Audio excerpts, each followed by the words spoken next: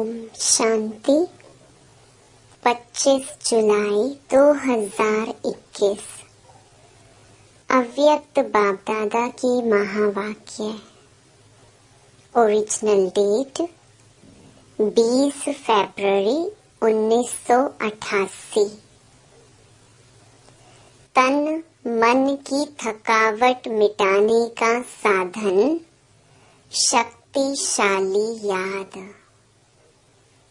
आज परदेशी बाप अपने अनादि देशवासी और आदि देशवासी सेवा अर्थ सभी विदेशी ऐसे बच्चों से मिलने के लिए आए हैं। बाप दादा जानते हैं कि यही मेरे सिकी लधे लाडले बच्चे हैं। अनादि देश परम धाम के निवासी हैं और साथ साथ सृष्टि के आदि के इसी भारत भूमि में जब सतयुगी स्वदेश था, अपना राज्य था जिसको सभी भारत कहते हैं, तो आदि में इसी भारत देश वासी थे। इसी भारत भूमि में ब्रह्मा बाप के साथ साथ राज्य किया है। अनेक जन्म अपने राज्य में सुख शांति संपन्न अनेक जीवन व्यतीत किए हैं। इसलिए आदि देशवासी होने के कारण भारत भूमि से दिल का स्नेही है। चाहे कितना भी अभी अंत में भारत गरीब व धूल मिट्टी वाला बन गया है, फिर भी अपना देश सो अपना ही होता है। तो आप सभी की आत्मा का अपना देश और शरीरधारी देवता जीवन का अपना देश कौन सा था? भारत ही था ना। कितने जन्म भारत भूमि में रहे हो वह याद है। 21 जन्मों का वर्षा सभी ने बाप से प्राप्त कर लिया है। इसलिए 21 जन्म की तो गारंटी है ही है।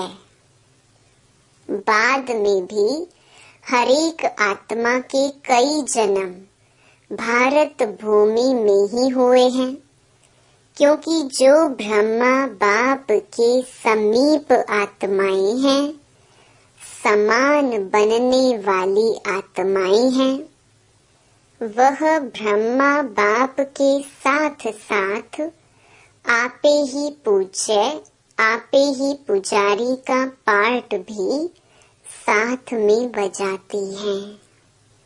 द्वापर युग के पहले भक्त आप ब्राह्मण आत्माएं बनती हो। आदि स्वर्ग में इसी देश के वासी थे और अनेक बार भारत भूमि के देशवासी हो।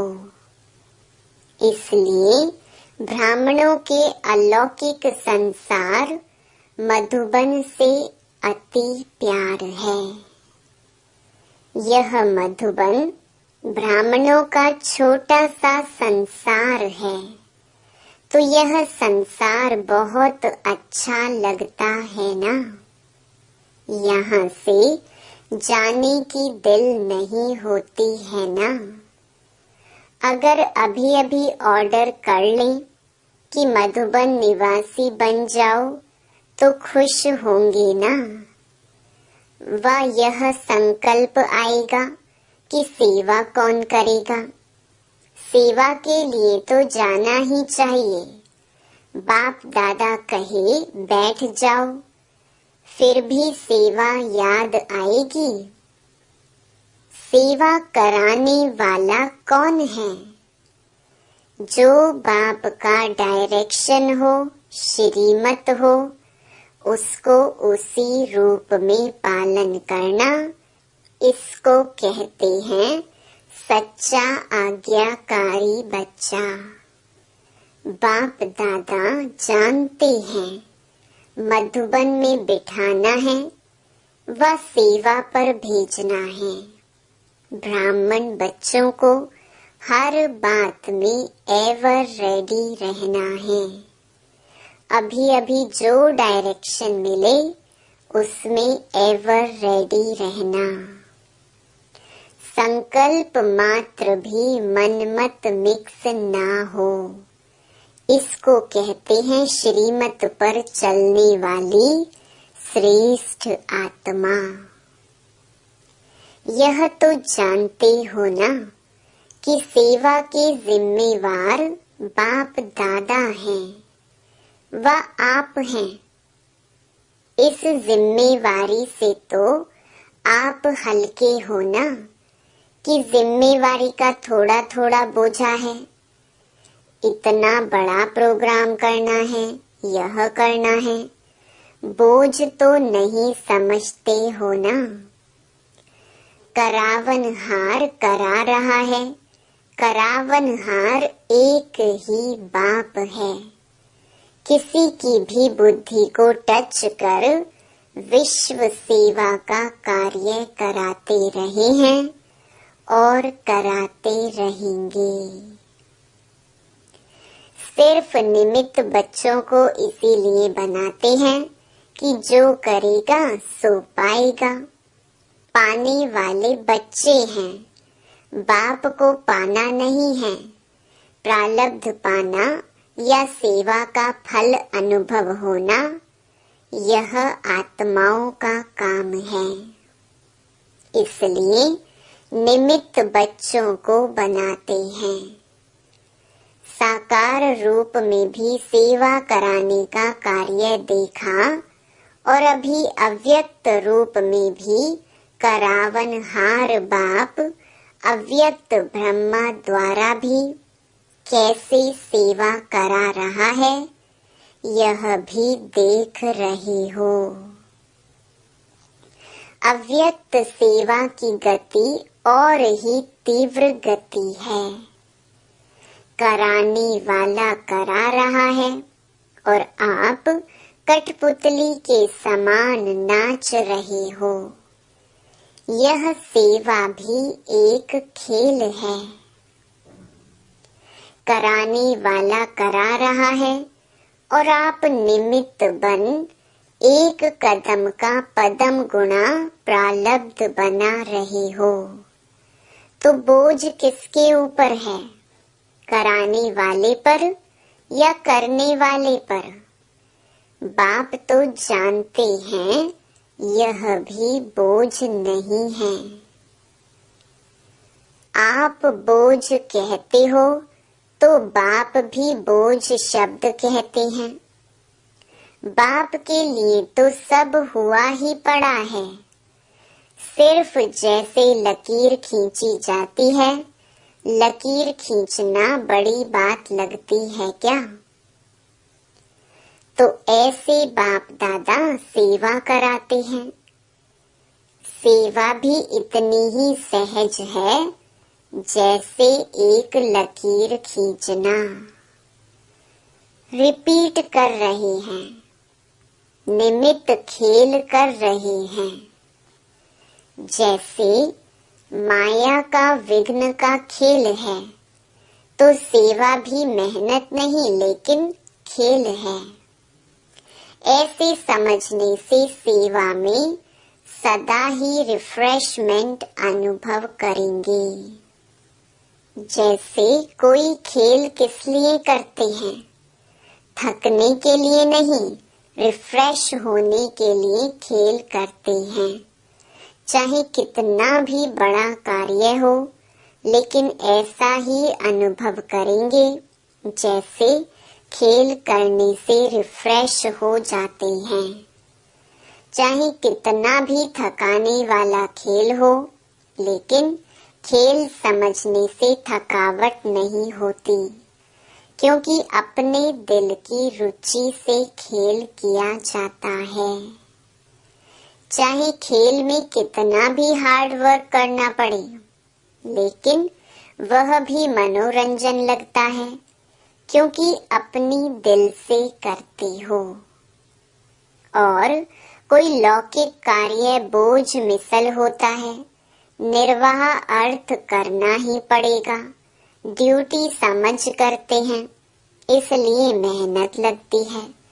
चाहे शारीरिक मेहनत का, चाहे बुद्धि की मेहनत का काम है, लेकिन ड्यूटी समझ करने से थकावट अनुभव करेंगे, क्योंकि वह दिल की खुशी से नहीं करते। जो अपने मन के उमंग से, खुशी से कार्य किया जाता है, उसमें थकावट नहीं होती, बोझ अनुभव नहीं होता। कहाँ-कहाँ बच्चों के ऊपर सेवा के हिसाब से ज्यादा कार्य भी आ जाता है, इसलिए भी कभी-कभी थकावट फील अनुभव होती है। बाप दादा देखते हैं कि कई बच्चे अथक बन सेवा करने के उमंग उत्साह में भी रहते हैं, फिर भी हिम्मत रख आगे बढ़ रहे हैं। यह देख बाप दादा हर्षित भी होते हैं। फिर भी सदा बुद्धि को हल्का जरूर रखो। बाप दादा बच्चों के सब प्लान प्रोग्राम वतन में बैठे भी देखते रहते हैं। हर एक बच्चे की याद और सेवा का रिकॉर्ड बाप दादा के पास हर समय का रहता है। जैसे आपकी दुनिया में रिकॉर्ड रखने के कई साधन हैं, बाप के पास साइंस के साधनों से भी रिफाइन साधन हैं, स्वतः ही कार्य करते रहते। जैसे साइंस के साधन जो भी कार्य करते, वह लाइट के आधार से करते। सूक्ष्म वतन तो है ही लाइट का। साकार वतन की लाइट के साधन फिर भी प्रकृति के साधन हैं, लेकिन अव्यक्त वतन के साधन प्रकृति के नहीं हैं। और प्रकृति रूप बदलती है, सतो रजो तमो में परिवर्तन होती है। इस समय तो है ही तमोगुणी प्रकृति, इसीलिए यह साधन आज चलेंगे, कल नहीं चलेंगे। लेकिन अव्यक्त वतन के साधन प्रकृति से परे हैं, इसीलिए वह परिवर्तन में नहीं आते। जब चाहो, जैसे चाहो, सूक्ष्म साधन सदा ही अपना कार्य करते रहते हैं। इसलिए सब बच्चों के रिकॉर्ड देखना बाप दादा के लिए बड़ी बात नहीं है। आप लोगों को तो साधनों को संभालना ही मुश्किल हो जाता है ना, तो बाप दादा याद और सेवा का दोनों ही रिकॉर्ड देखते हैं, क्योंकि दोनों का बैलेंस एक्स्ट्रा ब्लेसिंग दिलाता है। जैसे सेवा के लिए समय निकालते हो, तो उसमें कभी नियम से भी ज्यादा लगा देते हो। सेवा में समय लगाना बहुत अच्छी बात है और सेवा का बल भी मिलता है। सेवा में बिजी होने के कारण छोटी छोटी बातों से बच भी जाते हो। बाप दादा बच्चों की सेवा पर बहुत खुश हैं। हिम्मत पर बलिहार जाते हैं, लेकिन जो सेवा याद में, उन्नति में थोड़ा भी रुकावट करने के निमित्त होती है, तो ऐसी सेवा के समय को कम करना चाहिए। जैसे रात्रि को जागते हो, 12 व 1 बजा देते हो तो अमृत वेला फ्रेश नहीं होगा। बैठते भी हो तो नियम प्रमाण, और अमृत वेला शक्तिशाली नहीं तो सारे दिन की याद और सेवा में अंतर पड़ जाता है। मानो सेवा के प्लान बनाने में व सेवा को प्रैक्टिकल लाने में समय भी लगता है, तो रात के समय को कट करके 12 के बदले 11 बजे सो जाओ। वही 1 घंटा जो कम किया और शरीर को रेस्ट दी तो अमृत वेला अच्छा रहेगा, बुद्धि भी फ्रेश रहेगी।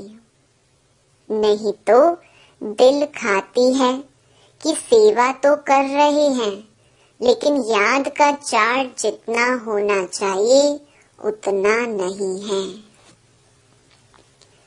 जो संकल्प दिल में व मन में बार बार आता है कि यह ऐसा होना चाहिए, लेकिन हो नहीं रहा है, तो उस संकल्प के कारण बुद्धि भी फ्रेश नहीं होती। और बुद्धि अगर फ्रेश है तो फ्रेश बुद्धि से 2-3 घंटे का काम 1 घंटे में पूरा कर सकते हो। थकी हुई बुद्धि में टाइम ज्यादा लग जाता है, यह अनुभव है ना। और जितनी फ्रेश बुद्धि रहती, शरीर के हिसाब से भी फ्रेश और आत्मिक उन्नति के रूप में भी फ्रेश, डबल फ्रेशनेस, ताजगी रहती, तो 1 घंटे का कार्य आधा घंटे में कर लेंगे। इसलिए सदैव अपनी दिनचर्या में फ्रेश बुद्धि रहने का अटेंशन रखो। ज्यादा सोने की भी आदत ना हो, लेकिन जो आवश्यक समय शरीर के हिसाब से चाहिए उसका अटेंशन रखो। कभी कभी कोई सेवा का चांस होता है, मास 2 मास में 2-4 बार देरी हो गई, वह दूसरी बात है, लेकिन अगर नियमित रूप से शरीर थका हुआ होगा तो याद में फर्क पड़ेगा।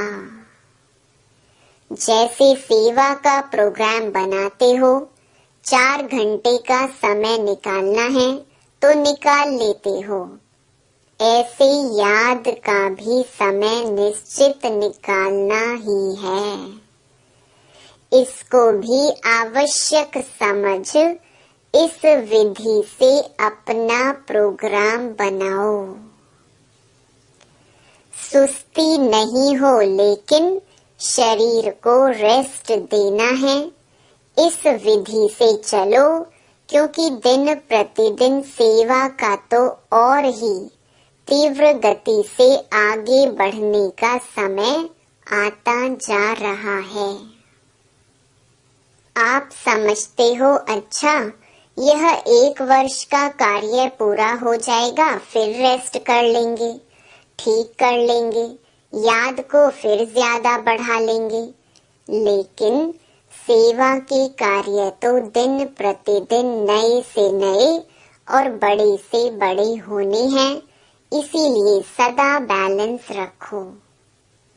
अमृत वेले फ्रेश हो, फिर वही काम सारे दिन में समय प्रमाण करो, तो बाप की ब्लेसिंग भी एक्स्ट्रा मिलेगी और बुद्धि भी फ्रेश होने के कारण बहुत जल्दी और सफलता पूर्वक कार्य कर सकेंगी। समझा?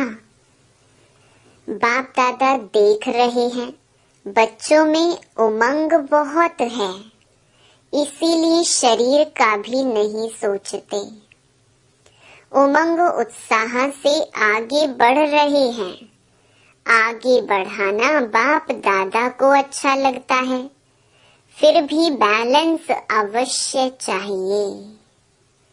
भल करते रहते हो, चलते रहते हो, लेकिन कभी कभी जैसे बहुत काम होता है तो बहुत काम में एक तो बुद्धि की थकावट होने के कारण जितना चाहते उतना नहीं कर पाते, और दूसरा बहुत काम होने के कारण थोड़ा सा भी किसी द्वारा थोड़ी हलचल होगी तो थकावट के कारण चिड़चिड़ापन हो जाता,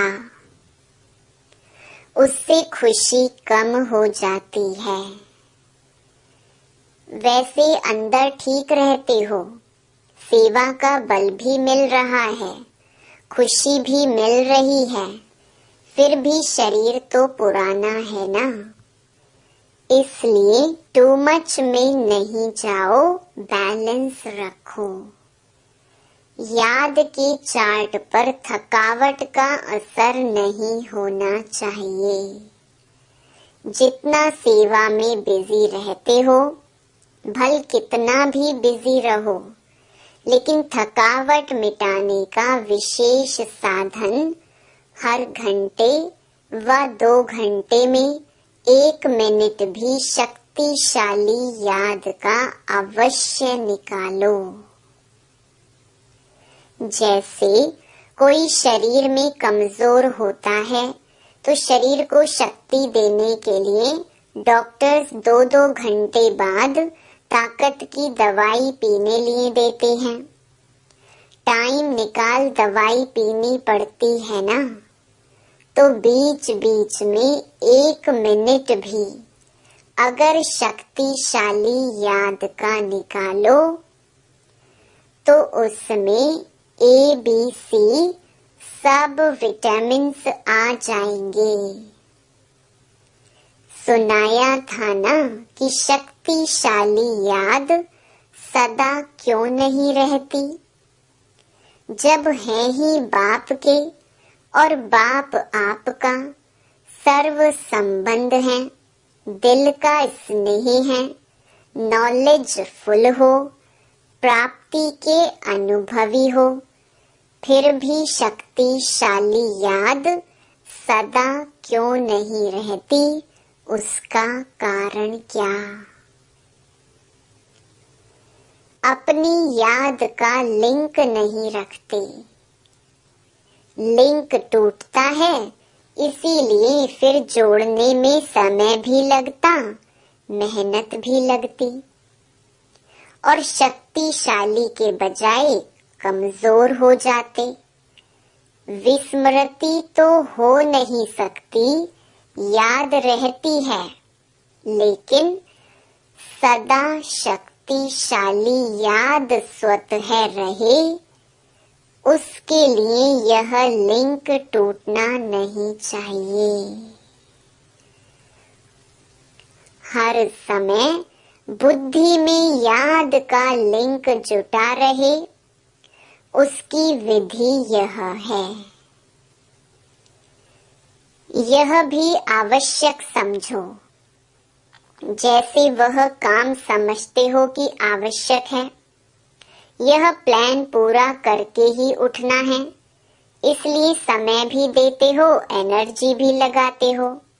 वैसे यह भी आवश्यक है, इनको पीछे नहीं करो कि यह काम पहले पूरा करके फिर याद कर लेंगे, नहीं, इसका समय अपने प्रोग्राम में पहले ऐड करो।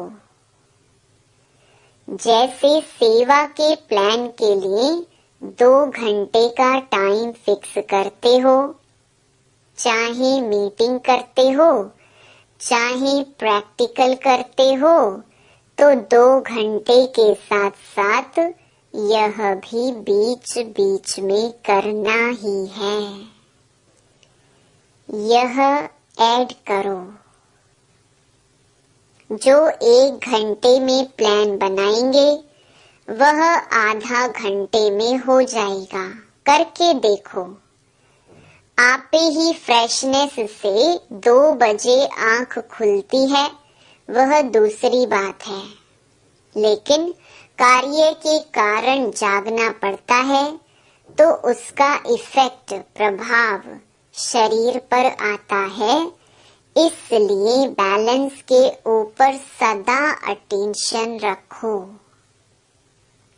बाप दादा तो बच्चों को इतना बिजी देख यही सोचते कि इन्हों के माथे की मालिश होनी चाहिए, लेकिन समय निकालेंगे तो वतन में बाप दादा मालिश भी कर देंगे। वह भी अलौकिक होगी, ऐसे लौकिक मालिश थोड़ी होगी। एकदम फ्रेश हो जाएंगे। 1 सेकंड भी शक्तिशाली याद तन और मन दोनों को फ्रेश कर देती है। बाप के वतन में आ जाओ। जो संकल्प करेंगे वह पूरा हो जाएगा। चाहे शरीर की थकावट हो, चाहे दिमाग की, चाहे स्थिति की थकावट हो, बाप तो आए ही हैं थकावट उतारने। आज डबल विदेशियों से पर्सनल रूह रिहान कर रहे हैं। बहुत अच्छी सेवा की है और करते ही रहना है। सेवा बढ़ना यह ड्रामा अनुसार बना हुआ ही है। कितना भी आप सोचो अभी तो बहुत हो गया, लेकिन ड्रामा की भावी बनी हुई है, इसलिए सेवा के प्लान्स निकलने ही हैं और आप सबको निमित्त बन करनी ही हैं। यह भावी कोई बदल नहीं सकते। बाप चाहे 1 वर्ष सेवा से रेस्ट दे देवे, नहीं बदल सकता। सेवा से फ्री हो बैठ सकेंगे। जैसे याद ब्राह्मण जीवन की खुराक है, ऐसे सेवा भी जीवन की खुराक है। बिना खुराक के कभी कोई रह सकता है क्या? लेकिन बैलेंस जरूरी है। इतना भी ज्यादा नहीं करो जो बुद्धि पर बोझ हो, और इतना भी नहीं करो जो अलबेले हो जाओ। ना बोझ हो ना अलबेलापन हो, इसको कहते हैं बैलेंस। अच्छा, सदा याद और सेवा के बैलेंस द्वारा बाप की ब्लेसिंग के अधिकारी, सदा बाप के समान डबल लाइट रहने वाले, सदा निरंतर शक्तिशाली याद का लिंक जोड़ने वाले, सदा शरीर और आत्मा को रिफ्रेश रखने वाले, हर कर्म विधि पूर्वक करने वाले, सदा श्रेष्ठ सिद्धि प्राप्त करने वाले, ऐसे श्रेष्ठ समीप बच्चों को बाप दादा का याद प्यार और नमस्ते।